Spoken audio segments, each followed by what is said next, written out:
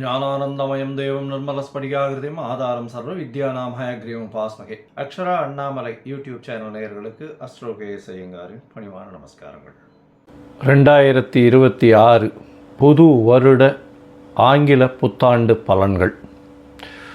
முதல்ல எல்லோருக்கும் என்னுடைய ஆங்கில புத்தாண்டு நல்வாழ்த்துக்கள். என்னுடைய சப்ஸ்கிரைபர்ஸ், என்னை ஃபாலோ பண்ணுறவங்க எல்லாருக்குமே உங்களுக்கு வாழ்த்துக்கள்.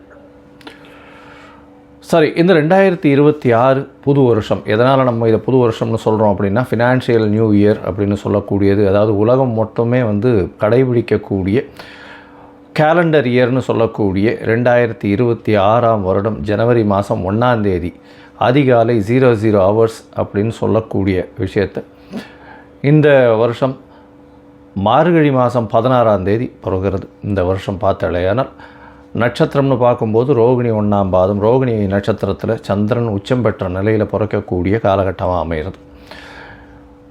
இந்த வருஷத்தினுடைய பலன்கள் எப்படி இருக்கும் அப்படின்றது ஒரு ராசியாகவும் பார்க்கலாம், பொதுவான பலன்களையும் கொஞ்சம் பார்க்கலாம். முதல்ல இந்த வருஷத்தினுடைய கோல்சாரம் என்னென்ன மாற்றங்கள் வருது அப்படின்றத முதல்ல பார்ப்போம். இந்த வருஷத்தில் காலபுருஷ தத்துவத்தின் 2வது ராசியான ரிஷபத்தில் சந்திரன் உச்சம் பெற்றிருக்கார்.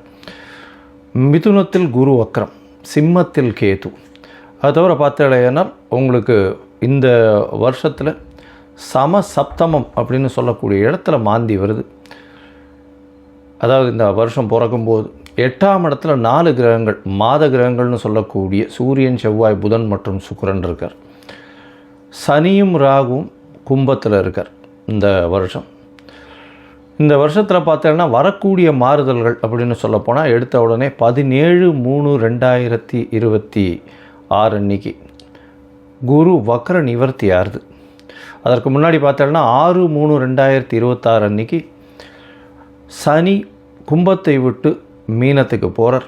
அதனால் மேஷ ராசிக்காரர்களுக்கு 7.5 சனி ஆரம்பிக்கிறது. மகர ராசிக்காரர்களுக்கு 7.5 சனியிலிருந்து விடுதலை பெறுறது. இது ரெண்டும் ஒரு முக்கியமான விஷயம். அதே மாதிரி விருச்சிக ராசிக்காரர்களுக்கும் அர்த்தாஷ்டம சனி போகிறது. கடக ராசிக்காரர்களுக்கு அஷ்டம சனியும் போகிறது. இது மாற்றங்கள். அதே மாதிரி பார்த்தாலேயானால் 17/3/2026 குருவினுடைய வக்ர நிவர்த்தி, குரு மிதுனத்தில் வக்ர நிவர்த்தி அடைகிறார் 17/3 அதற்கு பிறகு பார்த்தாலேயானால் 26/5/2026 குரு மிதுனத்திலிருந்து கடகத்துக்கு போகிறார். கடகத்தில் அவர் உச்சம் பெற்று போயிருக்கார். இந்த வருஷம் பார்த்தாலேயானால் பொதுவாகவே 12 மாதம் இருக்க வேண்டிய குரு 5ஆம் மாதத்துலேருந்து கிட்டத்தட்ட 10ஆம் மாதம் வரணும். அதாவது 5 மாதம் மட்டுமே அங்கே இருக்கார். அதாவது 20/10/2026 வரலும் தான் குரு கடகத்தில் இருக்கார். 20ஆம் தேதி அக்டோபர் மாதம் சிம்மத்துக்கு வந்துடுறார். கிட்டத்தட்ட ஒரு 5-6 மாதம்தான் அவர் அங்கே இருக்கார்.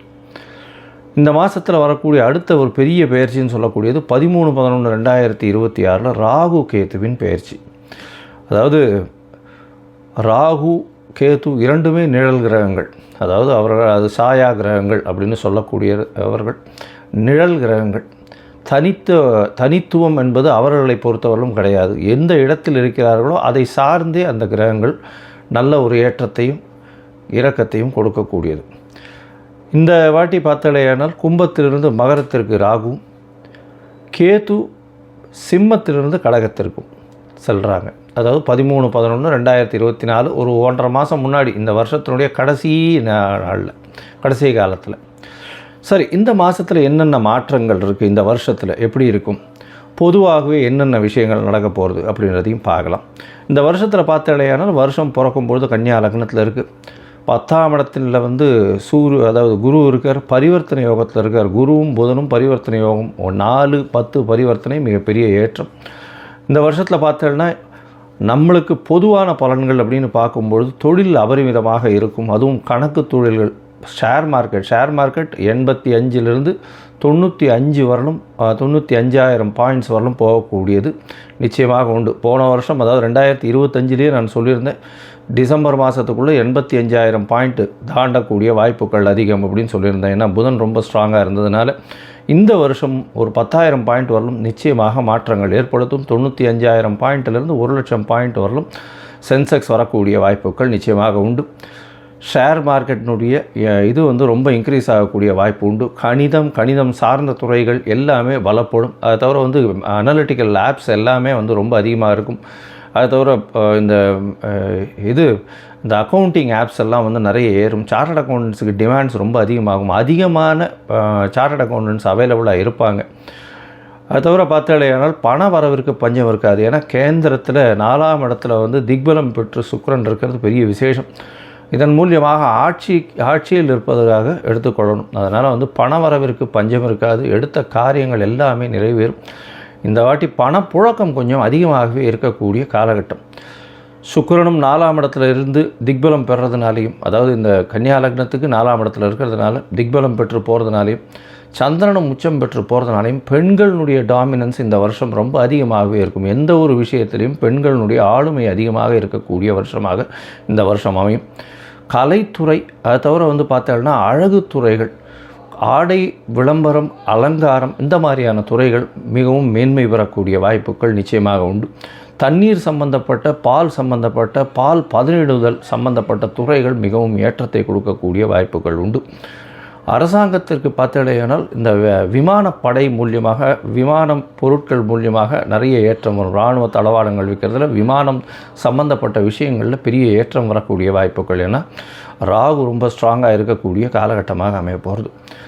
இந்த வருஷத்தில் பார்த்தடையானால் குருவும் உச்சம் பெற்று போகிறதுனால தங்கம் ஸ்திரமாகக்கூடிய வாய்ப்பு உண்டு. தங்கம் விலை பார்த்தோம்னா ஸ்திரமாக இருக்கக்கூடிய வாய்ப்புகள் நிச்சயமாக இருக்கும். ஸ்திரம் அப்படின்னா 12,000 to 15,000 ரேஞ்சிலேயே தான் இருக்கும். ரொம்பவும் இறங்கிறதுக்கு வாய்ப்புகள் நிச்சயமாக கிடையாது. மேக்ஸிமம் போச்சுன்னா 14 ரூபா 15,000 ரூபா வரலும் 1 கிராம் போகிறதுக்கு வாய்ப்புகள் உண்டு. அதற்கு மேலே போகக்கூடிய வாய்ப்புகள் நிச்சயமாக இல்லை. ஆனால் வெள்ளியின் விலை நிச்சயமாக உச்சத்தை தொடும், அதிகமான இதுவாக வரும். வைரத்தின் விலையும் அதிகமாக வரக்கூடிய வாய்ப்புகள் நிச்சயமாக உண்டு. ஏன்னா சுக்கிரன் ரொம்ப ஸ்ட்ராங்காக இருக்கக்கூடிய காலகட்டமாக இருக்குது. அதனால் நிச்சயமாக உங்களுக்கு வெள்ளியும் வைரமும் விலை ஏற்றம் அதிகமாக இருக்கக்கூடிய வாய்ப்புகள் மிகவும் அதிகம். அது தவிர வந்து பார்த்தாலேயானால் மைனிங் செக்டர், அதாவது வானூர்தி செக்டர், அதை தவிர வந்து ஏரோஸ்பேஸு, ஏரோடைனமிக்ஸு, அதை தவிர ஏவியேஷன், இது எல்லாமே அதிகமாக வளரக்கூடிய வாய்ப்புகள் நிச்சயமாக உண்டு. நெருப்பு சம்பந்தமான பிரச்சனைகள் வரக்கூடிய வாய்ப்புகள் உண்டு. 1-2 நெருப்பு இன்சிடென்ட்ஸ் நடக்கும். மோஸ்ட்லி இந்த வருஷத்தில் ஒரு பெரிய விபத்தை சந்திக்க வேண்டிய காலகட்டமாக நிச்சயமாக வரும். அது தவிர பார்த்தாலேயானால் இந்த வருஷத்தில் என்ன சொல்கிறது, அதாவது இது கீழ்த்தட்டு மக்கள் மூலியமாக சற்று புரட்சிகரமான பிரச்சனைகள் வரக்கூடிய வாய்ப்புகள் உண்டு. அதாவது என்ன சொல்கிறது, ஒரு எதிர்ப்பு குரல்கள் அரசாங்கத்தை நோக்கி அதிகமாக இருக்கக்கூடிய காலகட்டமாக அமையப்போகிறது. ஆனால் மொத்தத்தில் பார்க்கும்பொழுது தண்ணீர் பற்றாக்குறை இருக்காது. அதிகமான மழை பெருக்கம் இருக்கக்கூடிய வாய்ப்புகள் அதிக மழை வர்றதுனால வெள்ளங்கள் அதிகமாக இருக்கும். வெள்ளத்தின் மூலியமாக பயிர்கள் வேஸ்ட்டாக போகக்கூடிய வாய்ப்பு. ஒரு பக்கத்தில் மழை அதிகமாக கொட்டி பயிர்கள் வேஸ்ட் ஆகக்கூடிய வாய்ப்புகள், அதாவது உணவு தானியங்கள் வேஸ்ட் ஆகக்கூடிய வாய்ப்புகள் உண்டு. இந்தியாவினுடைய ஏற்றுமதி இறக்குமதி சற்று பாதிக்கக்கூடிய வாய்ப்புகள் நிச்சயமாக இருக்கும். இந்த வருஷம் பார்த்தாலேயானால் ஏற்றமான காலம். இந்திய மக்கள் அனைவருக்குமே நல்ல ஒரு ஏற்றமான காலமாக அமையப்போகிறது. நல்ல ஒரு பண வரவும் இருக்கும், பணம் பரிவர்த்தனையும் அதிகமாக இருக்கும், பண ரொட்டேஷன்ஸ் அதிகமாக இருக்கும், கையில் பணப்புழக்கமும் அதிகமாக இருக்கக்கூடிய காலகட்டமாக அமையப்போகிறது.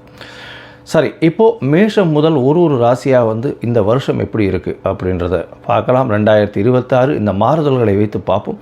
அதுக்கு முன்னாடி என்னுடைய மொபைல் நம்பர் கீழே ஸ்க்ராலிங்கில் போயின்னு இருக்கும். உங்களுக்கு அஸ்ட்ராலாஜிக்கல் கன்சல்ட் தேவைப்படுமேயாயின் நீங்கள் எனக்கு ஃபோன் பண்ணுங்க. உங்களுக்கு அப்பாயின்மெண்ட்டு தரேன். உங்களுடைய date, time, place of birth, உங்களுடைய பெயர், உங்களுடைய தாய் தகப்பனார் பெயர், இதை அனுப்புங்க. என்னுடைய கட்டணம் என்னன்னு சொல்கிறேன். அந்த கட்டணத்தை வந்து போட்டுட்டு யூடிஆர் நம்பர் ஷேர் பண்ணுங்க.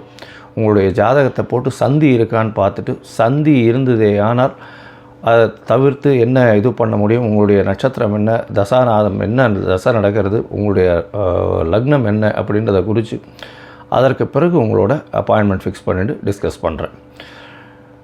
பொதுவாகவே என்கிட்ட வர்ற ஜாதகத்தில் 50 வயசு 60 வயசில் இருக்கிற வாழ்க்கெல்லாம் வந்து நட்சத்திரம் சந்தியில் வர்றதுனாலையும் லக்ன சந்தியில் வர்றதுனாலையும் அவள் இருக்கக்கூடிய லக்னம் வந்து ரிஷப லக்னம் நினச்சின்னு இருப்பாள். ஆனால் மிருகசீரிஷம் 3ஆம் பாதத்தில் இருக்கும், மிதுன லக்னத்தில் இருப்பாள்.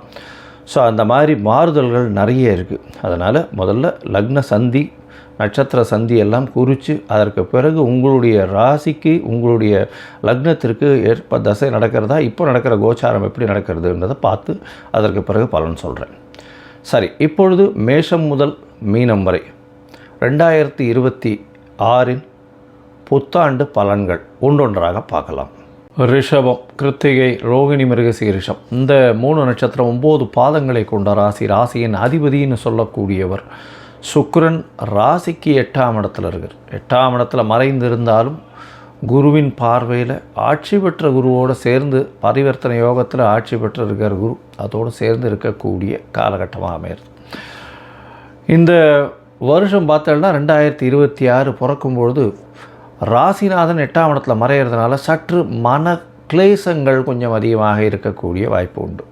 இருந்தாலும் உங்களுடைய ராசிக்கு பார்த்தோம்னா வரக்கூடிய காலங்கள் இந்த 2026 மிகப்பெரிய பொற்காலமாக அமையக்கூடிய காலகட்டமாக அமையிறது.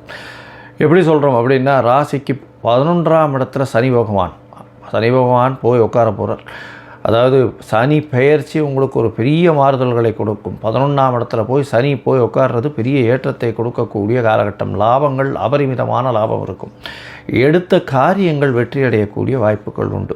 ஆனால் மூத்த சகோதர சகோதரிகளோட ஒரு இணக்கம் கம்மியாக இருக்கக்கூடிய வாய்ப்பு உண்டு. கலைத்துறையில் இருக்கிறவர்களுக்கெல்லாம் பெரிய ஏற்றம் கிடைக்கக்கூடிய வாய்ப்புகள் உண்டு. நீர் சம்பந்தப்பட்ட பால் பதனிடம் சம்பந்தப்பட்ட தொழில்களில் இருப்பவர்களுக்கு, டெக்ஸ்டைலில் இருக்கிறவங்களுக்கு, சாஃப்ட்வேரில் இருக்கிறவங்களுக்கெல்லாம் பெரிய ஏற்றம் கிடைக்கக்கூடிய காலகட்டமாக அமைய போகிறது. இந்த வருஷம் பார்த்தாலேயானால் உங்களுடைய ராசிக்கு 3ஆம் இடத்துக்கு குரு போகிறார். எப்போது? 5ஆம் மாதம் அன்றைக்கி போகிறார். 5ஆம் மாதம் அப்போ போகும்பொழுது பார்த்தாலேயானால் உங்களுக்கு திருமண பாக்கியத்தை ஏற்படுத்தி கொடுக்கக்கூடிய வாய்ப்புகள் நிச்சயமாக உண்டு. அதாவது மே மாதத்திற்கு மேலே உங்களுக்கு திருமண பாக்கியம் நிச்சயமாக இருக்கக்கூடிய காலகட்டமாக அமைய போகிறது. திருமண யோகம் நிச்சயமாக உண்டு. என்ன சார், 3ஆம் இடத்துல குரு இருந்தாலும் குருவினுடைய பார்வையின் மூலியமாக உங்களுடைய ராசிக்கு சப்தமத்தை பார்க்கறதுனால நல்ல ஒரு ஏற்றம் இருக்கக்கூடிய காலகட்டமாக இருக்குது.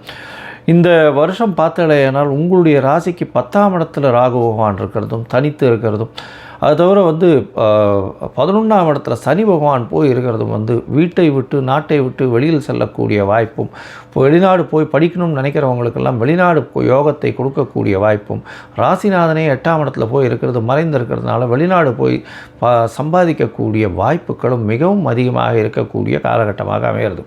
உங்களுடைய ராசிக்கு பார்த்தாலேயானால் எந்த ஒரு விஷயத்திலையும் பெரிய வெற்றி அடையக்கூடிய காலகட்டமாக இருக்குது.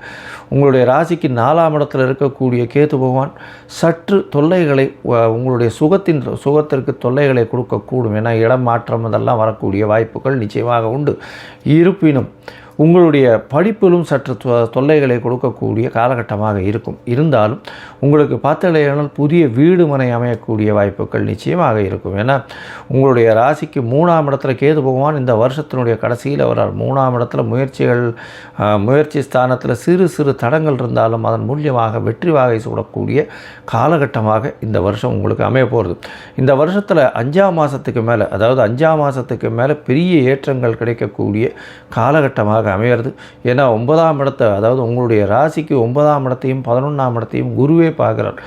லாபங்கள் அதிகமாக இருக்கும். எந்த முயற்சிகள் எடுத்தாலும் வெற்றிகள் உங்களை சூழ்ந்து மிகப்பெரிய ஏற்றத்தை கொடுக்கக்கூடிய காலகட்டமாக அமைய போகிறது. இந்த வருஷம் பார்த்தாலேயானால் தொழிலில் அதிக லாபம் இருக்கும். ஏன்னா 10ஆம் அதிபதியே 11ஆம் இடத்துல போய் இருக்கிறது பெரிய விசேஷத்தை கொடுக்கக்கூடிய காலகட்டம். அதுவும் 11ஆம் அதிபதியான குருவின் மூலியமாக 10ஆம் அதிபதியான சனியை பார்க்கறது பெரிய விசேஷத்தை கொடுக்கும். அதுவும் 11ஆம் இடம்னு சொல்லக்கூடிய இடத்துல சனியே போய் உட்கார்றது உங்களுக்கு அபரிமிதமான லாபங்களை தொழில் மூலியமாக கொடுக்கக்கூடிய வாய்ப்புகள் உண்டு. சரி, மொத்தத்தில் பார்க்கும்பொழுது இந்த ரிஷபராசிக்காரர்களுக்கு மிகப்பெரிய ஏற்றத்தை கொடுக்கக்கூடிய காலம். முதல் 6 மாத காலங்கள் பார்த்தேலேயானால் உங்களுக்கு மாற்றங்கள் ஏற்றங்கள் இருக்கக்கூடிய வாய்ப்புகள் நிச்சயமாக உண்டு. பணவரவிற்கு பஞ்சம் இருக்காது. எடுத்த காரியங்கள் நல்லபடியாக இருக்கும். பேச்சில் நல்ல ஒரு நளினம் இருக்கும். எல்லாவற்றையும் பேச்சின் மூலியமாக வெல்லக்கூடிய வாய்ப்புகள் உண்டு. வெளிநாடு வெளியூர் வெளிமாநிலம் செல்லக்கூடிய வாய்ப்புகள் நிச்சயமாக இந்த காலகட்டத்தில் கிடைக்கும்.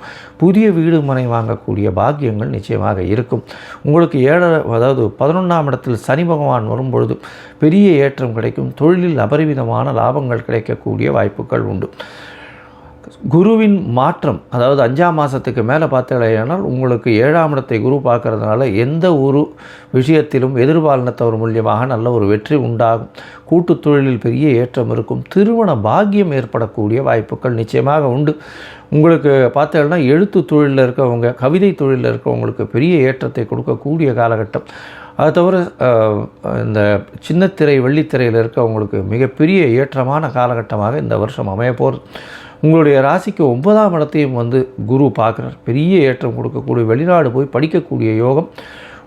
அதாவது 5ஆம் மாதத்துக்கு மேலே உங்களுக்கு 9ஆம் இடத்தை பார்க்குறது பெரிய விசேஷம். வெளிநாட்டில் போய் படிக்கக்கூடிய, வேலைகள் செய்யக்கூடிய, வேலையின் மூலியம் லாபம் வரக்கூடிய காலகட்டமாக இந்த வருஷம் அமைய போகிறது. இந்த வருஷம் மிகப்பெரிய பொன்னான காலமாக இந்த ரிஷபராசிக்காரர்களுக்கு அமைய போகிறது. ஒரு தரமாவது ஸ்ரீரங்கம் போய் ரங்கநாதனை சேவிச்சுட்டு வாங்கும். அதை தவிர வெள்ளிக்கிழமை அருகில் இருக்கக்கூடிய ரங்கநாதர் கோவிலுக்கோ, மகாலட்சுமி மகாலட்சுமி கோவிலுக்கோ உங்களால் முடிஞ்ச அளவுக்கு பால் கொடுத்துட்டு வாங்கும். பால் அபிஷேகத்துக்கோ, இந்த பால் திருமஞ்சனத்துக்கோ கொடுத்துட்டு வாங்கும். நல்ல ஒரு ஏற்றம் உங்களுடைய வாழ்வில் நிச்சயமாக வரும். வெள்ளை பட்டு ஆடை தானம் கொடுங்க இந்த வருஷம். அது கோவில்லையோ, கோவில் அர்ச்சகருக்கோ பட்டு துணியில் வஸ்திரம் தானம் கொடுங்க. அது உங்களுடைய வாழ்வில் மிகப்பெரிய ஏற்றத்தை கொண்டு போய் குவிக்கும். லோகா சமஸ்தா சுகினோ பவந்து.